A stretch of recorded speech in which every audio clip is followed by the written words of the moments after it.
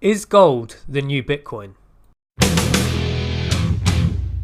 There are many stocks, there are many assets that with the benefit of hindsight made excellent investments. If you could have bought Apple stock at the IPO in 1980, or indeed even if you bought Apple stock after the dip in 2009, you would have done extremely well with that. There's numerous other companies like this. You look at IBM, you look at Amazon, you look at eBay. All these stocks had points in time where you could have bought them for very cheap prices and made huge sums of money off that. Bitcoin is probably the most famous asset in recent years to go from an extremely low level to an extremely high level, and who knows how far Bitcoin could continue. I'm not a crypto trader. I don't actually own any cryptocurrency. I did actually first learn about Bitcoin in 2010, and obviously with the benefit of hindsight, it would have been an excellent investment to have bought Bitcoin.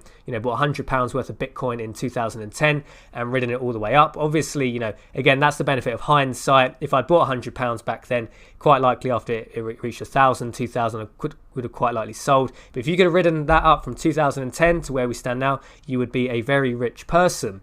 Now, when I look at gold is historically a very safe asset. Even prudent investment strategy is just to have 5 or 10% of your total assets in precious metals, whether it be gold, whether it be silver. 5 to 10% of your wealth. But gold is lining up at this point to be a speculative asset in the same way small tech IPOs and cryptocurrencies are. Because when we look around the globe, there's only per capita 25 grams of gold in the world for each person. If you divide the total amount of gold that's been mined out of the ground and you divide that equally by the current world population, you get to around 25 grams of gold per person. And that above ground gold amount, that includes central banks, that includes everything that's in jewelry, that includes everything that's owned by private investors. That's just everything. That's all the gold in the world that's been extracted out of the ground and now is above surface. Only works out to 25 grams of gold per person. Now, we're living in times where fiat money, not to say with 100% certainty it's going to collapse, although the historical precedent for fiat money is that it collapses. It only really works off faith. And when we get to this point, these sort of dangerous times that we're in now, the policies that the politicians and the central banks are running, it seems quite probable that at some point in the near future, we're going to be running into huge problems with fiat money. Now, if we see the return of gold as a currency, essentially, central banks starting to back their currencies around the globe with gold, and if the central banks refuse to do it, it's quite likely we'll see private currencies in the same way that Bitcoin's done this for crypto. We could quite likely see private, blockchain-based currencies that are backed by gold, or any other means of backing a currency by gold.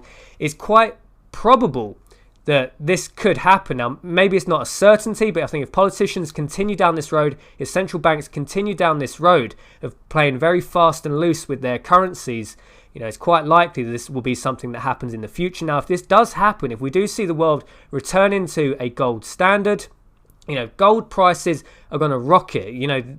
Prices could go insane. We could see a larger percentage gain than we've seen with Bitcoin between 2009 and the current day.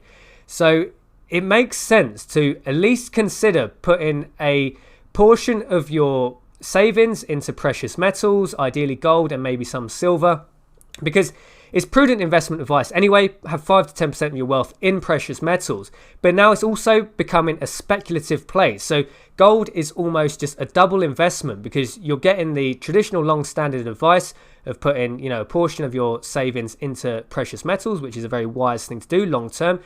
Gold has acted as a tradable commodity for thousands and thousands of years. It's been a currency for several thousand years.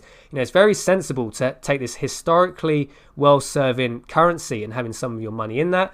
But it's also now becoming a more increasingly a speculative play, because if we do see the collapse of fiat monies, the collapse of central banks, even the collapse of several nations from sovereign debt crisis, who knows how high gold could go. It's almost not even worth putting a figure on how high it could go, because you're basically pricing gold in what could potentially be worthless fiat money. So the price of gold in US dollars could almost be infinity, because if the US dollar collapses down to near zero, even an egg is going to be, could be $1 billion. So, you can't even put a price on how high gold could go, priced in fiat money, but it could go an awful lot higher than here. So if you are someone that likes to invest portions of your money and you haven't already bought some gold, some silver, I would urge you to do that. You know, of course, this video isn't financial investment advice. Consult a professional investor if you want, you know, sound money advice. But from what I can see is happening with the central banks, with the politicians around the world. Gold could go many times higher than from where it is now. It's almost not even worth putting a price on it. It could be a better investment investing in gold today than it was to buy Bitcoin in 2010. So let me know your thoughts on this one. How high is gold going to go? Do you own some gold? If you own some gold, how much do you own? Do you own more than 25 grams? Because if you own more than 25 grams of gold, that's more than your per capita allocation, and that actually puts you in very good stead for any future problems we may see, especially with fiat monies. So it's Jason from Liberty Bunkers signing off. Consider buying yourself some gold or silver, or indeed one of the other precious metals. Jason from Liberty Bunkers signing off, and I'll see you in the next video.